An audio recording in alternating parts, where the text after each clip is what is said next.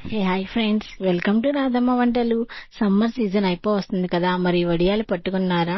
సగ్గుబియ్యం మరియు బియ్య పిండితో చేసిన వడియాలు ఎప్పుడైనా తిన్నారా? అసలు చేయడం ఎలా అనుకుంటున్నారా? అయితే ఈ వీడియో మీకోసమే. ఇప్పుడు పట్టే వడియాలు మనం సంవత్సరం అంతా చక్కగా వేడి వేడి అన్నంలలో పప్పుతో గాని పప్పుచారులో గాని ఇలా కాంబినేషన్ గా ఈ వడియాలు తింటే భలే ఉంటది కదా. ఈ వడియాలు చేయడం చాలా సింపుల్ అండి. నేను చెప్పే స్టెప్ బై స్టెప్ ప్రాసెస్ తో చాలా సింపుల్ గా చాలా ఈజీగా మీరు ఇప్పుడే మీ ఇంట్లో వడియాలు పట్టేసుకోవచ్చు. ఈ సగ్గుబియ్యం బియ్య పిండితో చేసిన వడియాలు చాలా ఈజీగా పట్టుకోవచ్చు. ముందుగా దీనికి కావాల్సిన పదార్థాలు చూద్దాం. ముందుగా రాత్రే సగ్గుబియ్యాన్ని బాగా నానబెట్టుకోండి. పొద్దునకల్లా బాగా నానుతుంది సగ్గుబియ్యం. అలాగే జీలకర్ర, పచ్చిమిర్చి, అల్లం, బియ్యపిండి రెడీగా ఉంచుకోండి. ఇప్పుడు ఒక కప్పు బియ్యపిండి తీసుకుంటున్నాం. ఏ కప్పుతో బియ్యపిండి తీసుకున్నారో అదే కప్పుతో 6 కప్పుల నీళ్లు వేరే గిన్నెలో పోసుకోండి. చూస్తున్నారు కదా, ఇలా ఒక వేరే గిన్నెలో 6 కప్పుల నీళ్లు పోసుకోండి.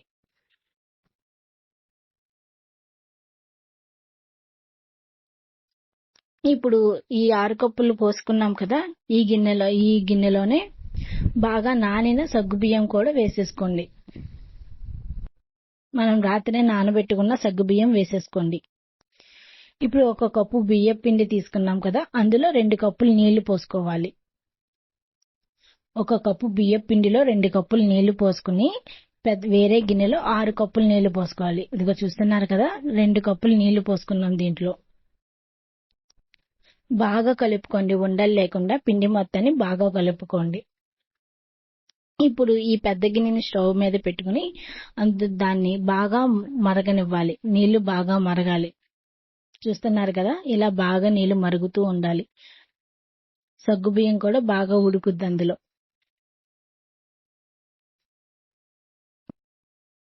ఇప్పుడు అందులో అల్లం, పచ్చిమిర్చి, జీలకర్రని బాగా పేస్ట్ లా చేసుకుని కొంచెం బరకగా మిక్సీ పట్టించుకుని ఇప్పుడు ఇందులో వేసుకోండి.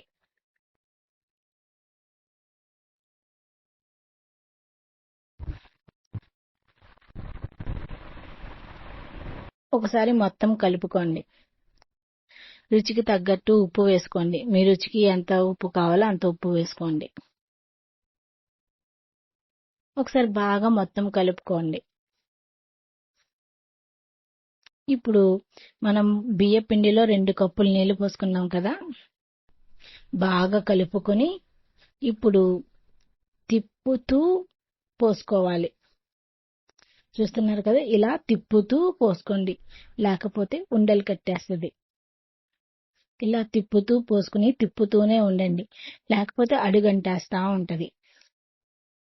మనకి చక్కగా ఈ బియ్యం పిండితో పోస్తున్నాం కదా, బాగా ఉడకాలి, చిక్కగా అవ్వాలి.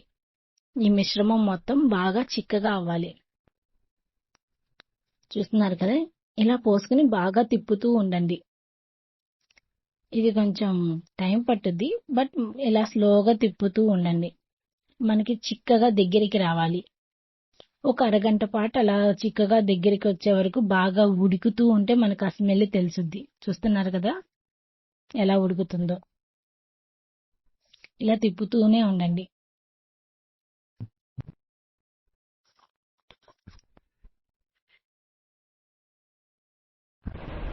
చూస్తున్నారు కదా, దగ్గరికి అవుతుంది. ఈ వడియాలు భలే ఉంటాయి మనకి వర్షాకాలంలో తింటుంటే.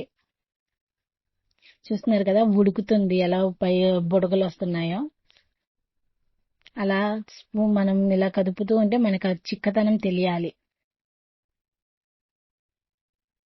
చూస్తున్నారు కదా, చిక్కగా అవ్వాలి, ఇలా బాగా చిక్కగా స్మెల్ వస్తా ఉంటది మనకి అది ఉడుకుతూ ఉంటే. చూస్తున్నారుగా, ఫైనల్ గా ఉడికింది, బాగా చిక్కగా అయింది. చూసారా?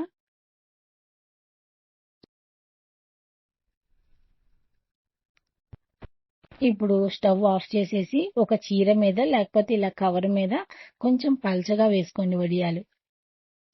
ఎండలకి 2 days లో ఆరిపోతాయి. కొంచెం పల్చగా, కొంచెం పెద్ద పెద్దగా ఇలా వేసుకోండి. మరీ పెద్దగా కాకుండా కొంచెం కొంచెం పల్చగా వేసుకోండి. చూస్తున్నారు కదా, ఇలా 2 days కి ఒకసారి ఇలా పెట్టుకుంటూ ఉన్నాం మేము, ఒకేసారి కాకుండా.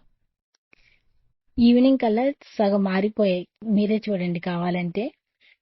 చూస్తున్నారు కదా! మీ ఎండలు కూడా బానే ఉన్నాయి. ఇది మా గార్డెన్ లాగా. ఈవినింగ్ కల్లా ఆరిపోయి చూడండి సగం. మేము నెక్స్ట్ డే కూడా ఇలాగే ఎండలో ఉంచాము. మొత్తం ఆరిపోయినాయి. బాగా ఎండాయి కూడా. అసలు ఎలా ఎండాయో లేదో నేనైతే ఇలా ఏపేసుకుని తినేసాం.